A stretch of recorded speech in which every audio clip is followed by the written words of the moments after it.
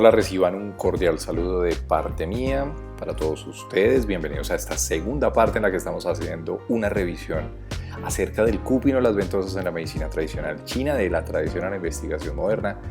Y obviamente, si es la primera vez que vienes a esta segunda parte, te invito a que revises a partir de la primera parte. Bueno, mi nombre es Camilo Andrés Pinzón y por supuesto darles una nueva bienvenida a esta segunda parte.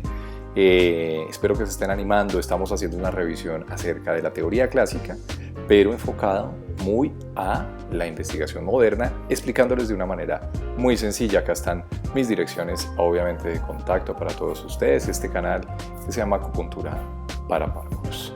Y bueno, pues nada, empecemos. Para mí es un gusto acompañarlos en todos sus procesos de formación.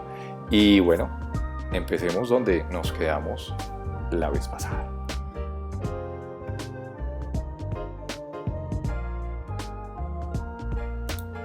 En la primera parte hablamos acerca de la producción de opioides, disculpen, y por qué es tan importante.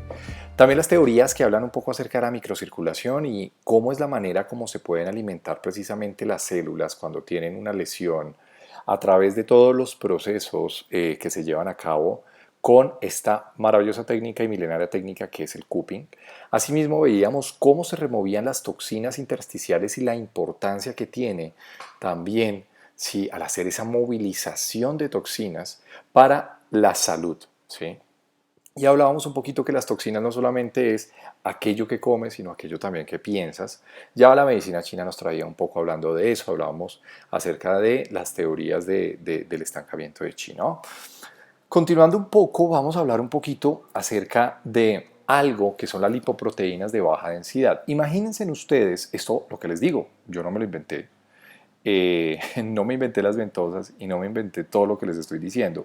Esto viene ya en artículos escritos en revistas internacionales de medicina complementaria. Entonces, hay algunos estudios que se hicieron, bueno, con respecto al uso de ventosas y la disminución muchas veces de lipoproteínas de baja densidad. Esto es supremamente importante porque las lipoproteínas de baja densidad son esas lipoproteínas que lo que hacen es, de alguna manera se los voy a explicar muy sencillito y disculpen ustedes por ser como tan sencillo, pero son esas lipoproteínas que favorece que toda la grasa, todas esas placas de grasa que vienen dentro de las arterias se queden dentro de las arterias y nos cause problemas más adelante, como problemas obviamente vasculares, problemas del corazón, del riñón, del cerebro, de la retina, etcétera, etcétera, etcétera. Entonces, en uno de los estudios que referenciaron los autores se dieron cuenta que el uso de ventosas disminuye estas lipoproteínas de baja densidad, que son las lipoproteínas malas,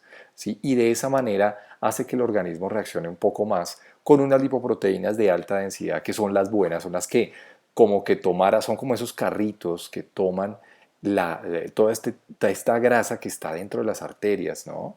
Y la llevara precisamente a metabolizar, ¿sí? Una relación muy yin-yang, por ejemplo. Lo describen los chinos, lo describimos hoy en día en la fisiopatología incluso de muchas enfermedades, ¿de acuerdo? Entonces, miren la importancia que tiene. Tendría mucho sentido también porque la técnica de ventosa sabemos que a través de la estimulación de las zonas de la piel, la estimulación del tejido subcutáneo, lo que hacemos es arrastrar tejido linfático y muchas veces las ventosas también se usan dentro del campo de la estética, precisamente disminuyendo, por ejemplo, medidas corporales. Entonces uno pensaría, claro, arrastra todo este tipo de grasa, ayuda al drenaje, pero es a través de la movilización de estructura. ¿Listo? Miren que en otros estudios dijeron y encontraron algo muy interesante y es que las ventosas lo que hacen es disminuir algunas células inmunológicas y aumentando otras, lo que favorece los procesos de regeneración y obviamente favorece muchos procesos inmunológicos. Sí, cuando yo aumento, por ejemplo, la cantidad de neutrófilos, se dieron cuenta que cuando se colocaban en ventosas aumentaban unas células que se llaman neutrófilos, que hacen parte de los glóbulos blancos. Y lo que hacen, obviamente, pues de esa manera es hacer un proceso de inmunomodulación, que lo vamos a ver un poco más adelante. ¿Cómo es la teoría a través de la cual una ventosa tiene la capacidad de hacer inmunomodulación?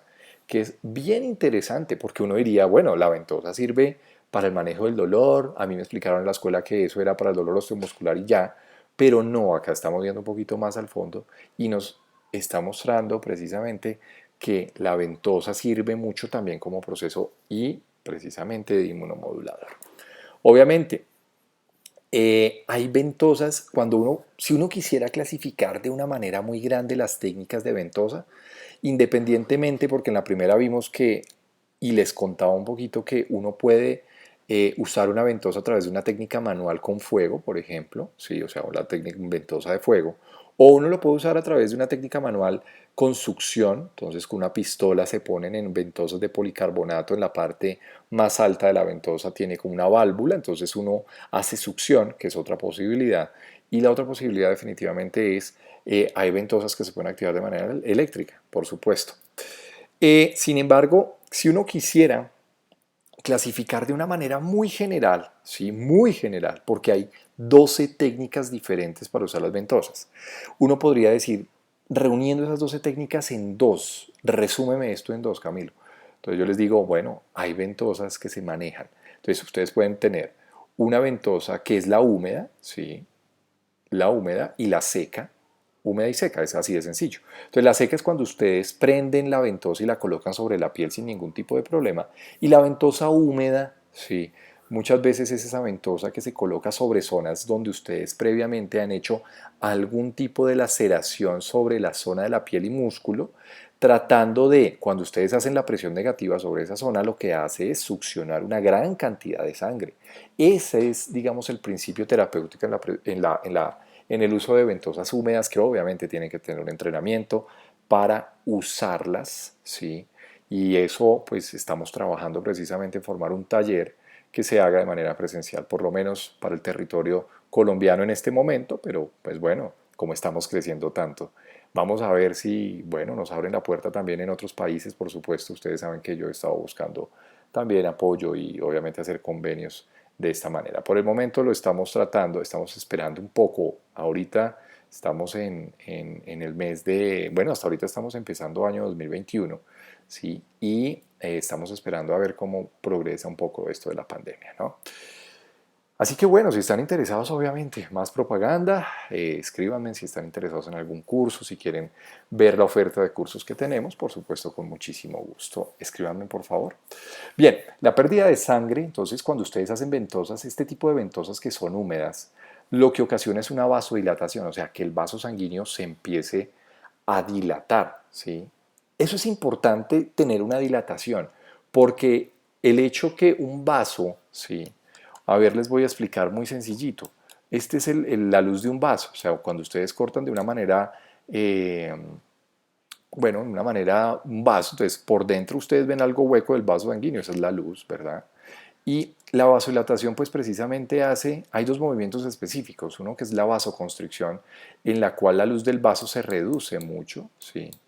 Eso es vasoconstricción y por ende la vasodilatación es cuando la luz del vaso entonces se vuelve mucho más amplia y esto tiene un efecto fisiológico porque permite que la cantidad de células que lleguen al lugar, si obviamente sean mayores, que los factores de crecimiento, que los factores de reparación que necesita el tejido lesionado lleguen en mayor cantidad y por supuesto se puedan dar procesos de curación. De ahí importantísimo, por ejemplo, el uso de la ventosa húmeda, esa que les digo, se hace laceración sobre zonas cutáneas, se coloca la ventosa, se hace succión y de esa manera entonces lo que proporcionamos es, pues la ventosa queda llena como de sangre, ¿no? Entonces uno se asustaría inicialmente, pero no. Es una técnica que se usa mucho cuando hay una gran cantidad de contracción muscular, ¿sí? Para liberar fibra y obviamente estamos liberando, según la tradición china, los estancamientos, por ejemplo, de sangre que pueden estar ocasionando la patología en cualquier tipo de paciente que presente pues esta caracterización, ¿no? Entonces, de esa manera llevamos a cabo una relajación muscular mucho más profunda. De ahí que la ventosa húmeda la usemos en esos procesos, por ejemplo, de contracción muscular muy, muy severa. Obviamente ustedes deben tener un entrenamiento porque no es fácil de manejarla, ¿sí? Y obviamente tener en cuenta todos los procesos de limpieza y desinfección de precisamente de estas ventosas, ¿no? Porque están teniendo contacto directamente con sangre.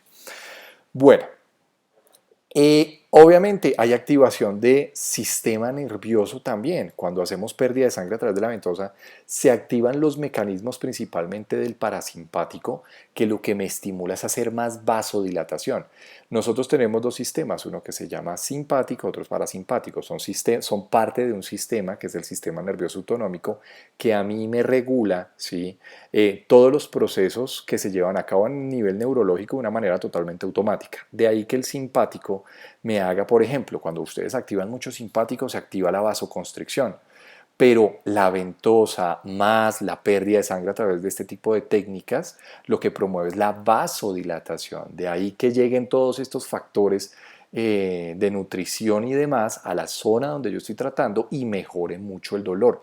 Es de esa manera, ¿sí?, que logramos mejorar el dolor, pero es porque favorecemos mucho esto, ¿no? Miren lo que llevamos acá arriba. Esto no lo digo yo, esto lo dicen los estudios que están muy referenciados en la última parte, ¿vale? Yo sencillamente soy un facilitador y le estoy contando a todos ustedes cómo es que funcionan las ventosas, ¿listo? De una manera muy sencilla, ¿sí? No hay necesidad de hacerlo un poco más compleja, ¿vale? Miren que hay cosas bien interesantes dentro de las ventosas, ¿no? Las ventosas aumentan el número de glóbulos rojos.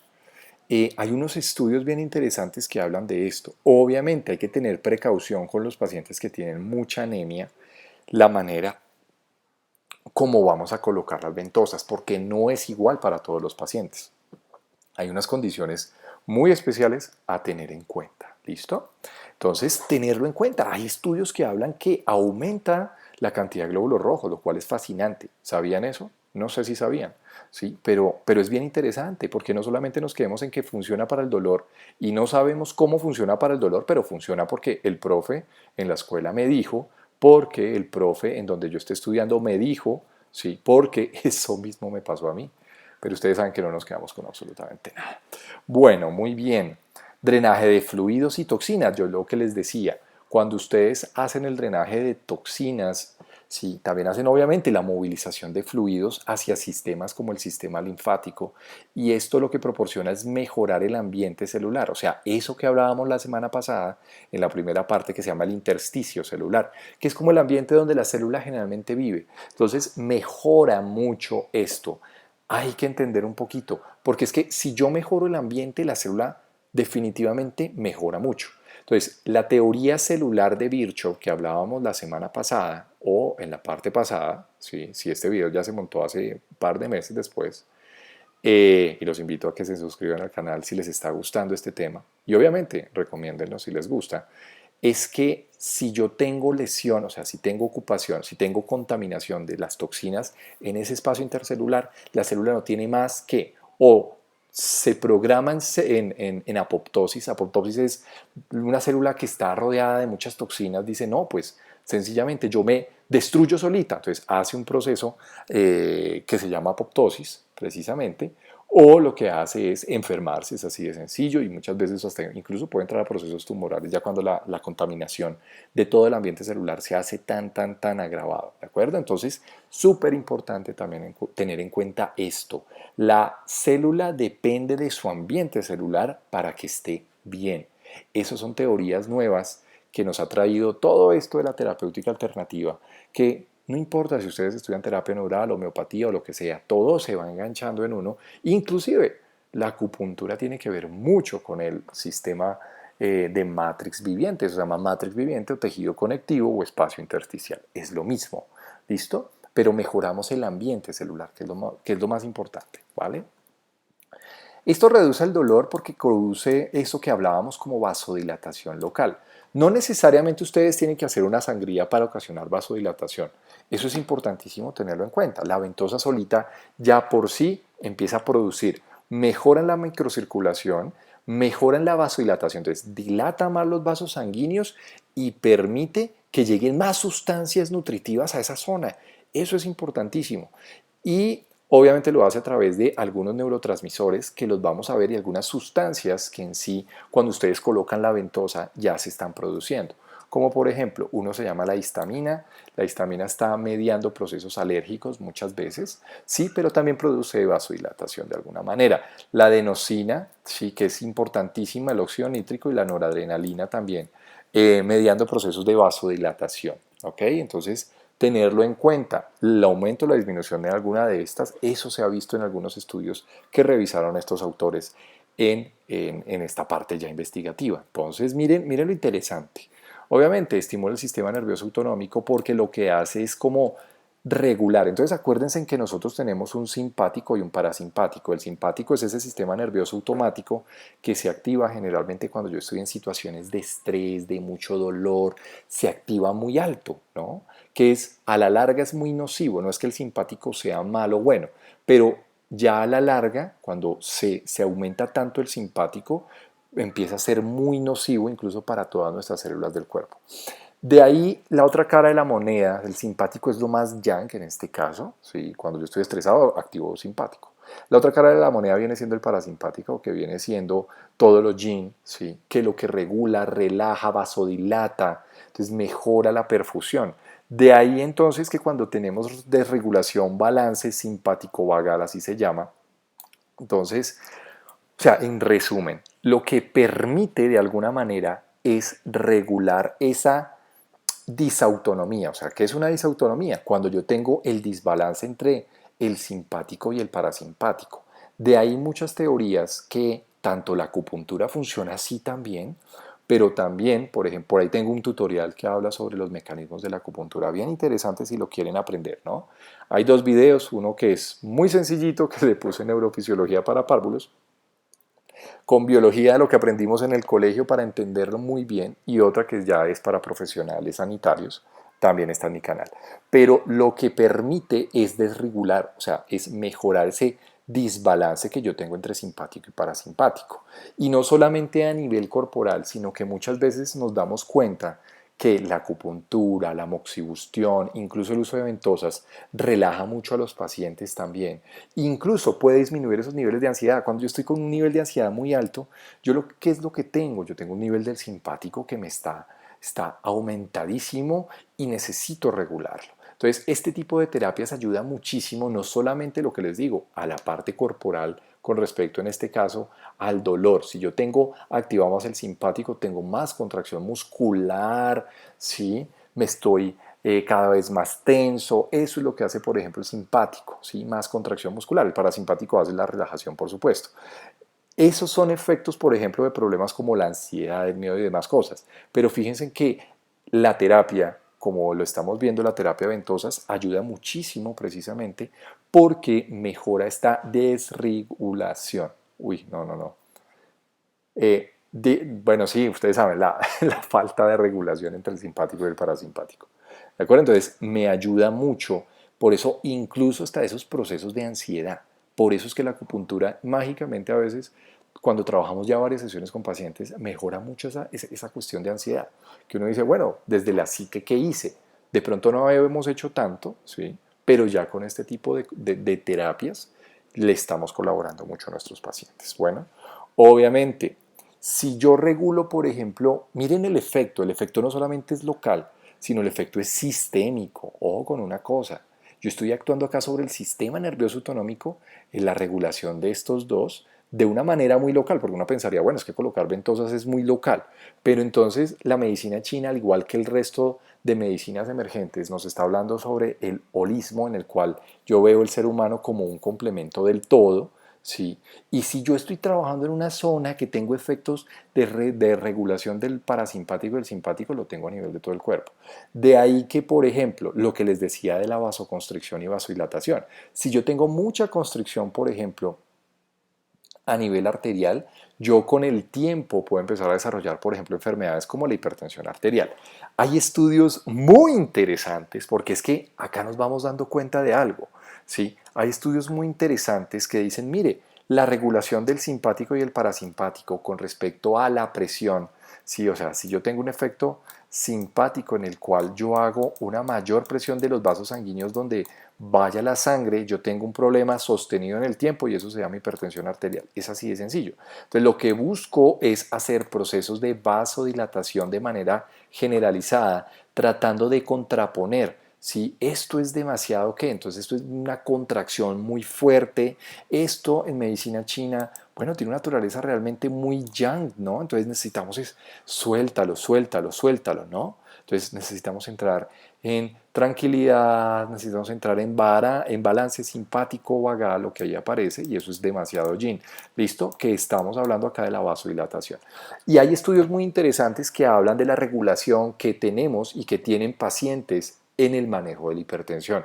Algo increíble que de pronto ustedes no conocían, el cuping y las ventosas trabajan muy bien en la regulación de la hipertensión arterial, pero precisamente por estos mecanismos, porque regula el sistema nervioso autonómico, ¿sí? Y sostenido en el tiempo es maravillosa. De ahí les recomiendo mucho la búsqueda de pronto de artículos que vayan muy enfocados hacia el manejo del cuping y la hipertensión arterial. Entonces miren que ya nos estamos saliendo de una zona de confort, de lo que me dijeron a mí en la escuela en algún momento. El cuping sirve para manejo del dolor, sí. El cuping sirve para contracción muscular, sí, muy bonito, sí, y nos quedamos ahí. Miren que el cuping sirve para otras cosas, ¿sí? Y eso es lo que quiero abrirles un poco los ojos para que ustedes entiendan, ¿sí? Cómo los mecanismos descritos, no por la tradición propiamente china, pero bueno, sí, muchos obviamente de ellos fueron descritos por la tradición china, pero ya vislumbrados un poco con respecto a las tradiciones occidentales que nos hablan de estudios clínicos diciéndonos, mire, ojo, el cuping es bueno para la hipertensión. Téngalo en cuenta, porque esto es bien interesante de estudiar, ¿vale? Obviamente, si yo empiezo a regular estos niveles de hipertensión, habla un artículo en su conclusión que puede ser cardioprotectora con el tiempo, ¿de acuerdo? Entonces, obviamente, si yo regulo la presión arterial con el tiempo, esto no quiere decir que le digan a los pacientes que suspendan los medicamentos que están tomando, no. Esto tiene que tener un acompañamiento médico, por supuesto. Esto es acupuntura y medicina china de manera responsable. Pero les estoy hablando de los efectos que se han descrito dentro de las tradiciones occidentales, un poco más occidentalizado esto, y hablan que, claro, cuando ustedes regulan tensión arterial, tiene ya un efecto cardioprotector de igual manera. Entonces, es muy interesante y vamos a ver cuál es el efecto que tiene de protección en el corazón también, ¿sí? Porque, bueno, uno puede ser explicado por todo esto que les estoy diciendo. A menor presión, si tengo un paciente con hipertensión arterial a menor presión, mayor cardioprotección. Pero también hay, por ejemplo, miren, un montón de sustancias como el óxido nítrico, sí, que tienen un efecto bien importante también para los procesos de vasodilatación en el cuerpo, que a mí me pareció supremamente interesante. Entonces, hoy les recomiendo, abramos un poco la mente a otro tipo de terapias, ¿sí? Como el cuping, y no solamente entender que el cuping sirve para, no, la contracción muscular, lo que me decía el profe, no, ábranse también el campo y ábranse la idea precisamente de verla desde otro punto de enfermedades, que es bien importante y bien interesante. ¿Listo? Bueno, mi nombre es Camilo Andrés Pinzón, espero que les haya gustado esta partecita. Estamos hablando hasta ahora las primeras partes acerca del cuping y lo que está descrito en la investigación moderna. Así que bueno, nos vemos en la tercera parte, por supuesto. Suscríbanse al canal, recomiéndenlo si les ha gustado. Les mando un gran abrazo. Que estén muy bien. Chao, chao.